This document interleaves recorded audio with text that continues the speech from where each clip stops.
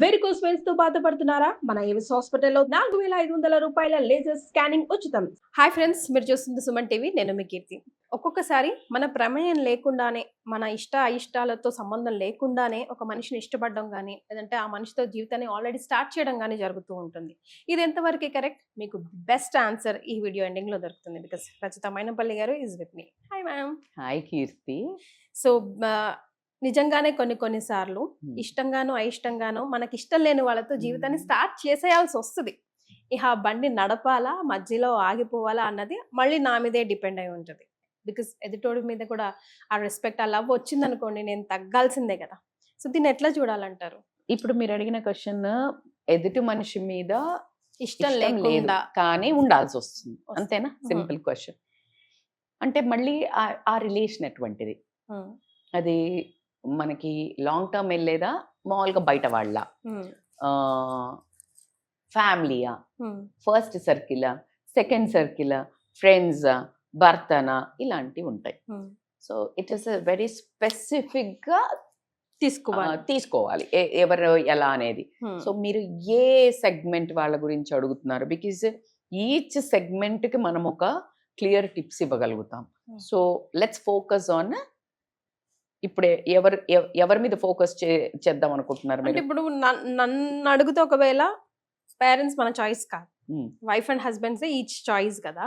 So వాళ్ళనే దృష్టిలో పెట్టుకొని మాట్లాడదాం. బికాస్ వాళ్ళని తప్ప ఇంకెవరినైనా వదులుకోవడం కొంచెం ఈజీ ఏమో అని నా ఫీలింగ్. ఎవరినైనా కూడా వదులుకోవాలా, లేకపోతే అదే అనేది మనం ఫ్రెండ్స్ మీద కానీ, చుట్టాల మీద కానీ, మదర్-ఇన్-లా మీద we can do a nice series of this. Because it's a beautiful message అయితే వస్తుంది. ఇన్ ద సెన్స్ ప్రతి ఒక్కళ్ళకి అన్నీ తెలుసు.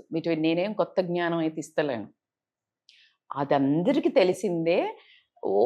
ఈ గోల్లో పడి లోపలికి వెళ్ళిపోతాయి. It's a revision.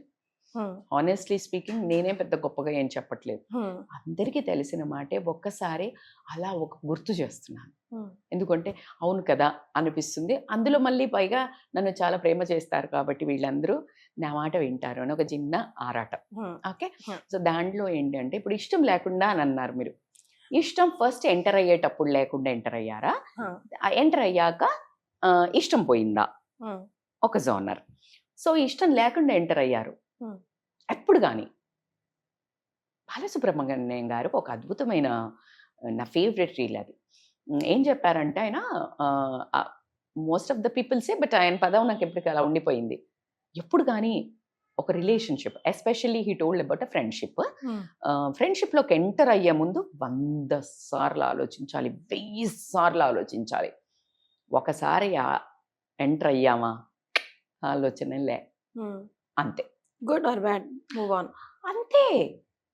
అది ఎలా తెలిసి జరిగిందా, తెలియక జరిగిందా, జరిగింది. అది ఫస్ట్ థింక్ చేయాలి. మీరు ఒక క్వశ్చన్, అందులో ఒక చిన్న లిటికేషన్ పెట్టారు, పరిస్థితుల వల్ల అలా వెళ్ళాల్సి వచ్చింది అని అన్నారు. అయిపోయింది కదా. అయితే ఇష్టం లేదు, ఇష్టం పెంచుకోవడానికి ఆ బంధాన్ని ఎందుకు నిలబెట్టుకోవాలి అనే క్వశ్చన్ మీరు వేసుకోండి. ఈ బంధాన్ని నేను నిలబెట్టుకోవాలా? Why important? దీన్ని కదిపితే ఏ మూలాలు కదులుతాయి?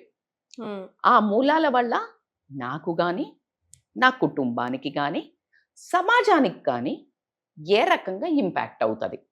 నా ఆరోగ్యానికి కానీ, నా పిల్లలు ఉంటే పిల్లల ఆరోగ్యానికి, లేకపోతే వాళ్ళ సామాజిక వాల్యూకి కానీ, కుటుంబ పరిస్థితికి కానీ ఎంత ప్రాబ్లం అవుతుంది? అదేవిధంగా నేను అలా అని బలవంతంగా ఉండమని నేను ఎప్పుడూ చెప్పను.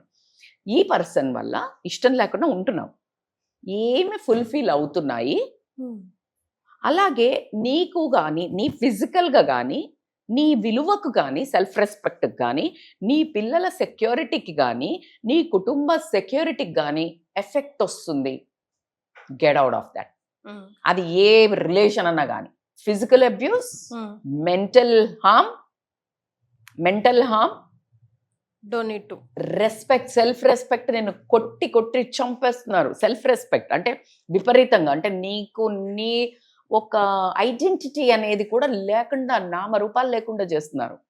అది అట్ ద సేమ్ టైం పిల్లల మానసిక ప్రశాంతత కానీ, ఎడ్యుకేషన్ వైజ్ కానీ, వాళ్ళ బిహేవియర్ మీద కానీ ఇంపాక్ట్ అవుతుంది. నీ ఇష్టం నీ లేదు అనడాన్ని ఖచ్చితంగా నువ్వు డిసిషన్ ఓరియంటెడ్గా మాత్రం వెళ్ళొచ్చు. ఒకసారి కౌన్సిలింగ్ దగ్గరికి వెళ్ళి ఒకసారి రియల్గా నువ్వు అనుకుంటున్నావా, నిజంగా జరుగుతోందా, ఈ మనిషిని ఎందుకు నువ్వు ప్రేమించలేకపోతున్నావు, ఎందుకు ఇష్టం లేదు, నీ ఇష్టం ఇంకెక్కడైనా ఉందా, నువ్వు అనుకునే ఇష్టాలు నిజంగా దొరుకుతాయా. See, it's so many angles. మీకు ఐ ఓపెనర్ అనిపిస్తుంది. ఒక్క థింక్లా చూడలేను, ఎందుకు ఇష్టం లేదబ్బా, అసలు నీ ఇష్టం ఏంటి, నీకు ఇష్టం లేదు మేడం, నేను రోజు సాయంత్రం నాకు ఐస్ క్రీమ్ తినాలి మేడం, నాకు ఆయన తిన్నాడు మేడం, అందుకే నాకు ఇష్టం. సిల్లీ మ్యాన్, నువ్వు ఐస్ క్రీమ్ తింటున్నావు, నువ్వు తెచ్చుకొని తీసి కిందేసి నలుస్తున్నాడు వాడు వెదవ. Silly example. This is like he's disrespecting, is hurting, is mentally harming. అంటే వద్దు చెప్పటం వేరు, ఆరోగ్యం బాగుపడదమ్మా చెప్పడం వేరు. నేను common example, it doesn't mean ice cream anything. కానీ తీసి కింద వేసి నువ్వు నలుపుతున్నావు అంటే సో అంత క్రూయలా. ఇష్టం ఎందుకు లేదు, లెట్స్ డీకోడ్ దట్ ఇష్టం.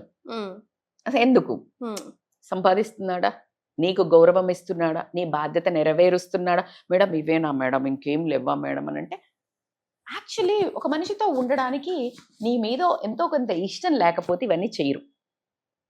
నిన్ను ఇష్టపడే వ్యక్తితో ఉన్నప్పుడు నువ్వు ఇష్టాన్ని పెంచుకోవడంలో తప్పులేదు.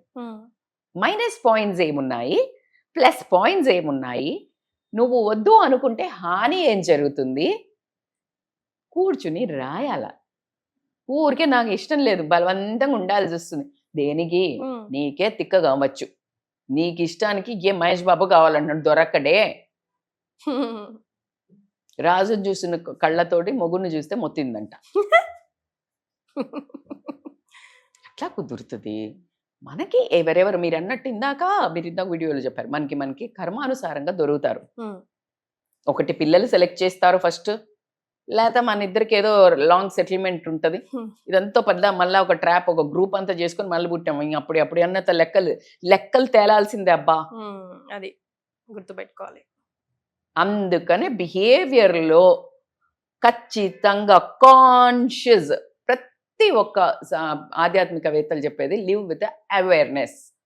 అవేర్నెస్ ఏంటి, నువ్వు ఏం మాట్లాడుతున్నావు, ఎలా చేస్తున్నావు, నాకు ఇది భగవంతుడు ఇచ్చాడు ఈ స్క్రిప్ట్, ఈ లైఫ్, దీనిని కంటిన్యూ చెయ్యకుండా ఇక్కడిక్కడ క్లోజర్ చేసుకుంటా, మళ్ళీ దీన్ని నేను నెగిటివిటీని పట్టుకొని పోను, మళ్ళా నువ్వు నెగిటివిటీ వదిలేదాకా మళ్ళీ ఇంకోటి ఇస్తాడు నెక్స్ట్ జన్మలో. ఎందుకు బ్యాగేజ్ పట్టుకొని తిరుగుతూ ఉంటావు 84 లక్షలు యోనిల జన్మలు తీసుకోవాలి నువ్వు. ఎక్కడిదక్కడే క్లియర్ చేసుకొని వెళ్తే ఫాస్ట్గా అయిపోతుంది సిలబస్.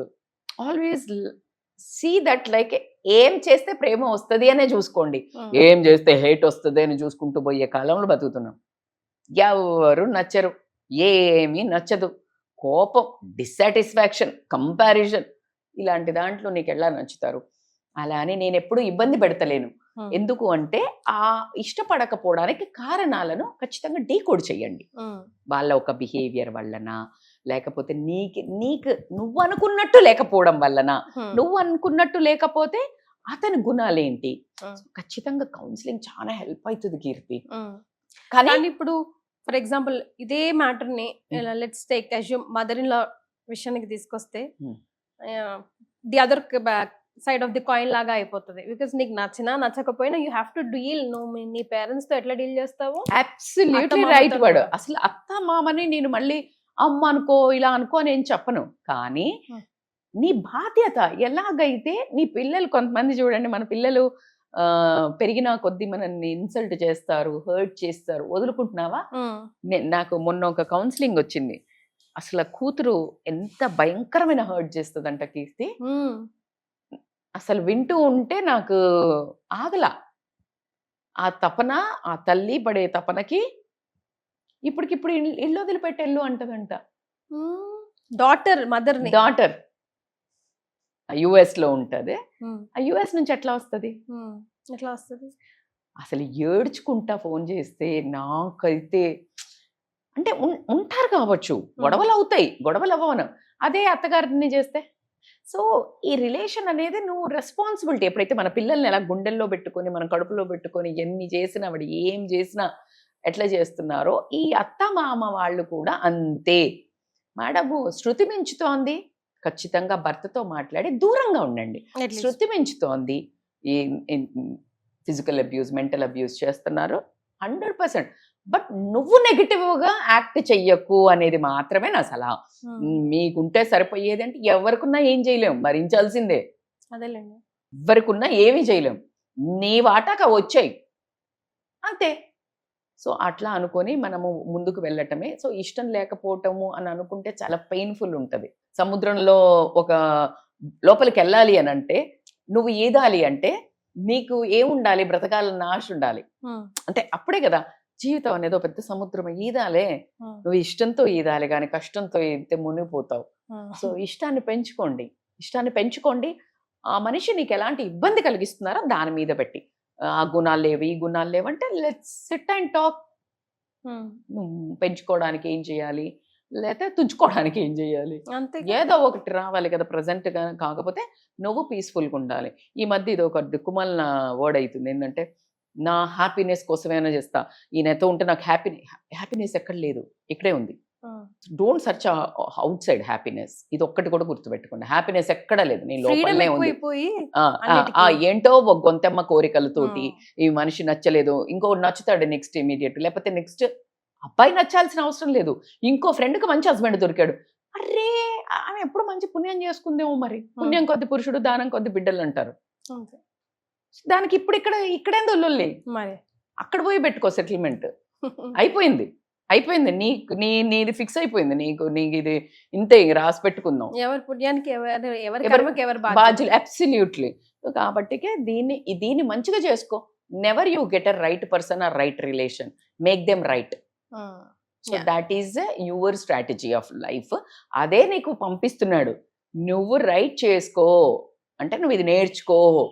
ఏ పాయింట్ అయినా నువ్వు నేర్చుకో. నాకు అట్లాగే చేస్తుంటాడు. నేను చాలా నా బిడ్డ అంటే దీనికి ఇంకో సోయి లేదు. నువ్వు దునియాని కూడా చూడు, నువ్వు ప్రపంచాన్ని కూడా చూడు, నీ ఫోకస్ మరి పిచ్చిదానిలాగా ఉన్నావు అని మార్చాడు. సో అట్లా మారుస్తాడు. ఒక పోయిన జన్మలో అట్లా చేసి ఉంటా. అందుకని నా బిడ్డను కొంచెం ఇంత 20-25 ఏళ్ళు నాకు హెల్ప్ చేయడానికి పంపించి, నన్ను గట్టిగా చేసి ఇంత శక్తివంతురాల్ని చేసి ఇచ్చి ఆ దేవతను మా అందరికి thank you, it's a big word. మా అమ్మను మళ్ళీ ఇంకొక అమ్మకి హెల్ప్ చేయడానికి పంపించాడు. ఒక అమ్మ కాదు, బోల్డంత మంది అమ్మలు, అమ్మాయిలు, అబ్బాయిలు, ఆ నాన్నలు అందరూ కూడా, there are hell lot of people who gets motivate with you. వాళ్ళ likes, everything, like each like is each blessing for you. అయ్యో, ఈ రోజు నేను మీ ముందు, ఇప్పుడు దీనికి ముందు కూడా నేను ఎలా ఉన్నానో చూసారు మీరు. సో చాలా కష్టపడి నన్ను మళ్ళీ రెడీ చేశారు. మరి డ్రామా నుంచి తీసుకొచ్చి మళ్ళీ మీ ముందు కూర్చోబెడితేనే సెట్ అవుతుందని పిలిపించి మళ్ళీ ఈ రోజు పాడ్కాస్ట్ సెట్ చేసాము. So all she wants to say is, ఆయన మీకు టెస్ట్ పెట్టడం ఖాయం. అందులో నెగ్గితేనా ఇక్కడికి మోక్షం, లేదా మళ్ళీ టెస్ట్ పెట్టాల్సిందే.